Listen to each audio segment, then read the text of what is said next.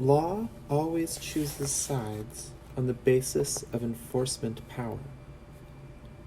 Morality and legal niceties have little to do with it when the real question is, who has the clout? Bene Gesserit Council Proceedings, Archives, number XOX232.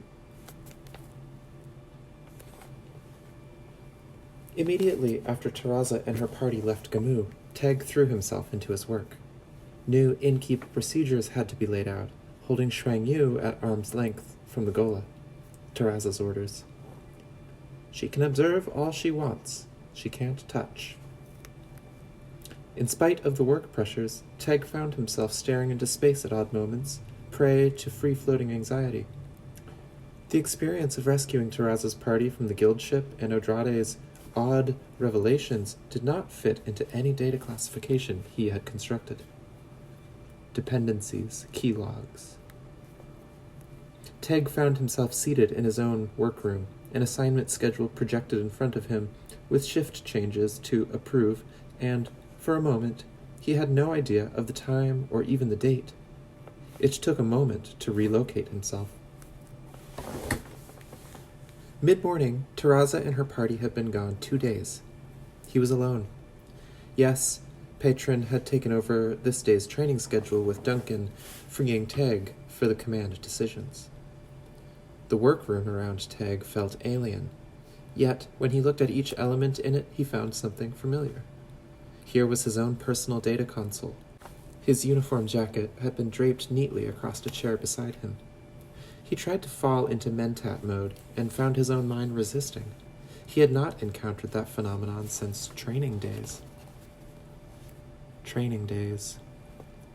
Terraza and Odrade between them had thrown him back into some form of training. Self-training. In a detached way, he felt his memory offering up a long-ago conversation with Terraza. How familiar it was. He was right there, caught in the moments of his own memory snare. Both he and Terraza had been quite tired after making the decisions and taking the actions to prevent a bloody confrontation, the Barandico accident. Nothing but a hiccup in history now, but at the time it had demanded all of their combined energies. Terraza invited him into the small parlor of her quarters on her no-ship after the agreement was signed.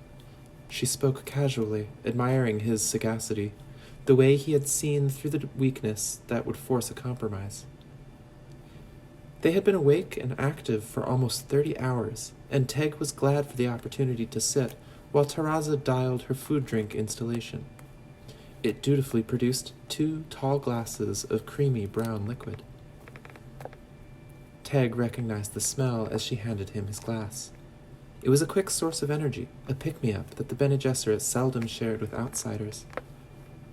But Terraza no longer considered him an outsider.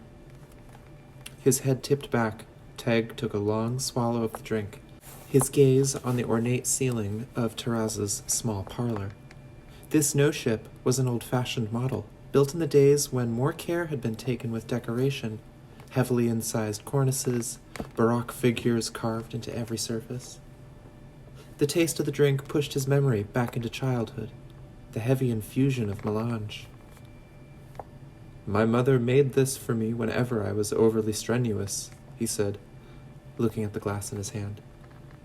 He already could feel the calming energy flow through his body. Terraza took her own drink to a chair dog opposite him, a fluffy white bit of animate furniture that fitted itself to her with the ease of long familiarity. For Teg, she had provided a traditional green upholstered chair, but she saw his glance flick across the chair dog and grinned at him. "Tastes differ, Miles." She sipped her drink and sighed. "My, that was strenuous, but it was good work. There were moments when it was right on the edge of getting very nasty." Teg found himself touched by her relaxation. No pose, no ready-made mask to set them apart and define their separate roles in the Bene Gesserit hierarchy. She was being friendly, obviously, and not even a hint of seductiveness. So this was just what it seemed to be, so much as that could be said about any encounter with the Reverend Mother. With quick elation, Teg realized that he had become quite adept at reading Alma Mavis Terraza, even when she adopted one of her masks. "Your mother taught you more than she was told to teach you," Terraza said. "A wise woman, but another heretic. That's all we seem to be breeding nowadays." "Heretic?" He was caught by resentment. "That's a private joke in the sisterhood," Terraza said. "We're supposed to follow a Mother Superior's orders with absolute devotion. And we do, except when we disagree." Teg smiled and took a deep draught of his drink. "It's odd," Terraza said, "but while we were in that tight little confrontation, I found myself reacting to you as I would of one of my sisters." Teg felt the drink warming his stomach. It left a tingling in his nostrils. He placed the empty glass on a side table and spoke while looking at it. "My eldest daughter. That would be Demela. You should have let us have her, Miles." "It was not my decision." "But one word from you," Terraza shrugged. "Well, that's past. What about Demela?" "She thinks I'm often too much like one of you." "Too much?" "She is fiercely loyal to me, Mother Superior. She doesn't really understand our relationship, and—" "What is our relationship?" "You command, and I obey." Terraza looked at him over the lip of her glass. When she put down the glass, she said, "Yes, you've never really been a heretic, Miles. Perhaps someday."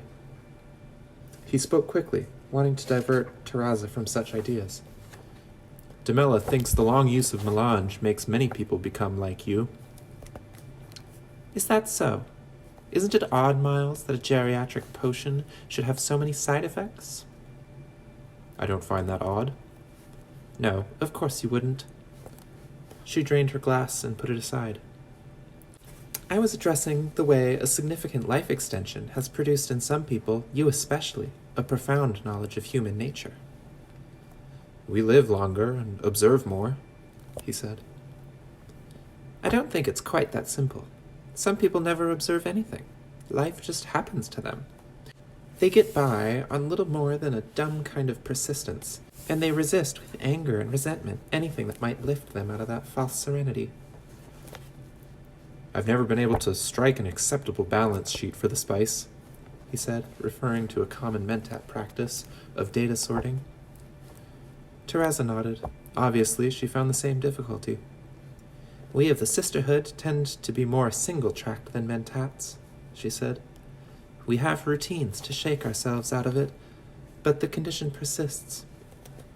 "Our ancestors have had this problem for a long time," he said. "But it was different before the spice," she said. "But they lived such short lives."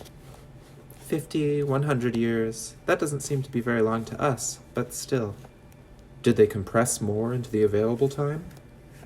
"Oh, they were frantic at times." She was giving him observations from her other memories, he realized. Not the first time he had shared such ancient lore. His mother had produced such memories on occasion, but always as a lesson. Was Terraza doing that now? Teaching him something? "Melange is a many-handed monster," she said. "Do you sometimes wish we had never found it?" "The Bene Gesserit would not exist without it." "Nor the Guild." "But there would have been no tyrant, no Muad'Dib. The spice gives with one hand and takes with all of its others." "Which hand contains that which we desire?" he asked. "Isn't that always the question?" "You're an oddity, you know that, Miles? Mentats so seldom dip into philosophy. I think it's one of your strengths. You are supremely able to doubt." He shrugged. This turn in the conversation disturbed him. "You are not amused," she said. "But cling to your doubts anyway. Doubt is a necessary to the philosopher." "So the Zenzuni assure us." "All the mystics agree on it, Miles. Never underestimate the power of doubts. Very persuasive. Satori holds up doubt and surety in a single hand." Really quite surprised, he asked, "Do Reverend Mothers practice Zenzuni rituals?" He had never even suspected this before. Just once, she said. We achieve an exalted form of Satori, total. It involves every cell. The spice agony, he said. I was sure your mother told you. Obviously, she never explained the affinity with the Zensuni. Teg followed past a lump in his throat. Fascinating. She gave him a new insight into the Bene Gesserit. This changed his entire concept, including his image of his own mother. They were removed from him into an unattainable place where he could never follow. They might think of him as a comrade on occasion, but he could never enter their intimate cycle. He could simulate no more. He would never be like Muad'Dib or the tyrant. Prescience, Terraza said.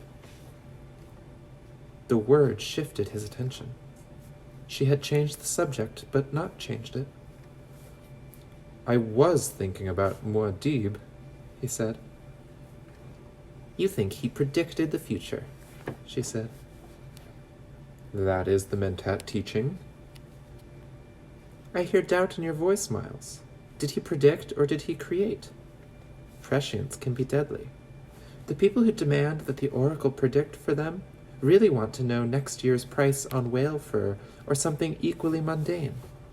None of them wants an instant-by-instant prediction of his personal life. No surprises, Teg said. Exactly.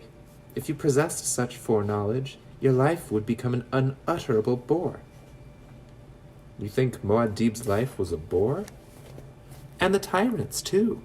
We think their entire lives were devoted to trying to break out of chains they themselves created. But they believed.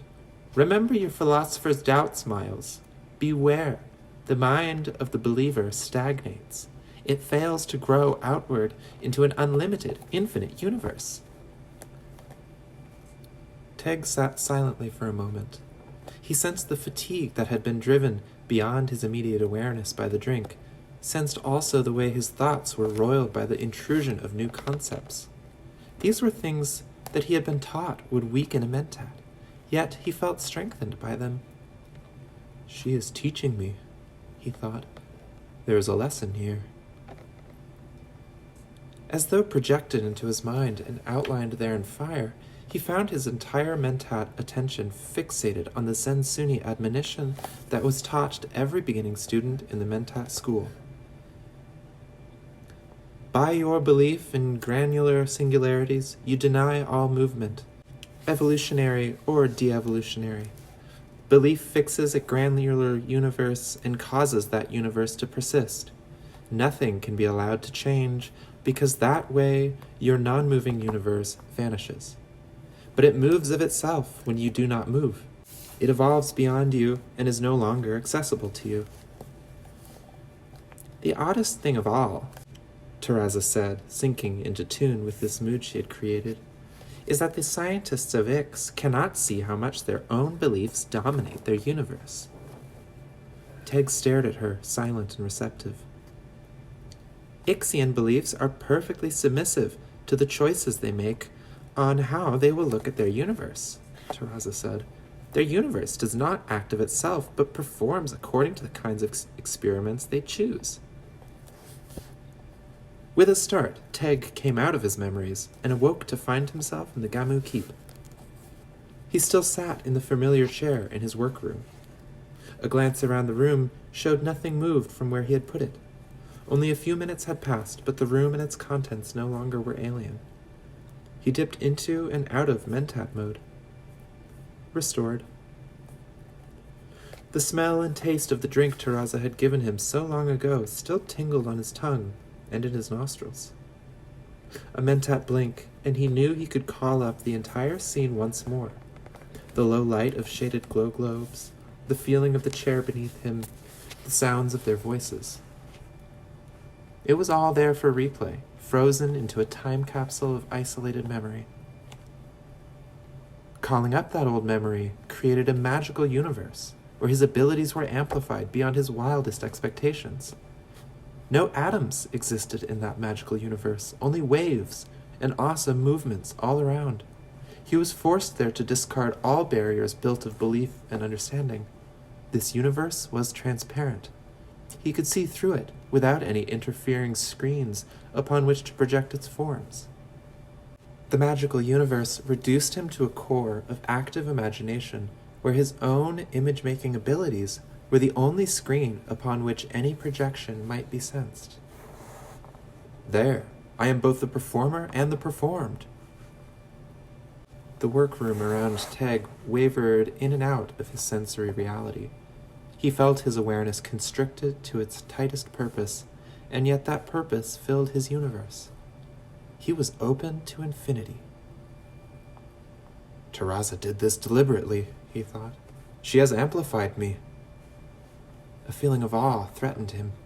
He recognized how his daughter, Odrade, had drawn upon such powers to create the Atreides manifesto for Terraza. His own mentat powers were submerged in that greater pattern. Terraza was demanding a fearful performance from him. The need for such a thing both challenged and terrified him. It could very well mean the end of the sisterhood.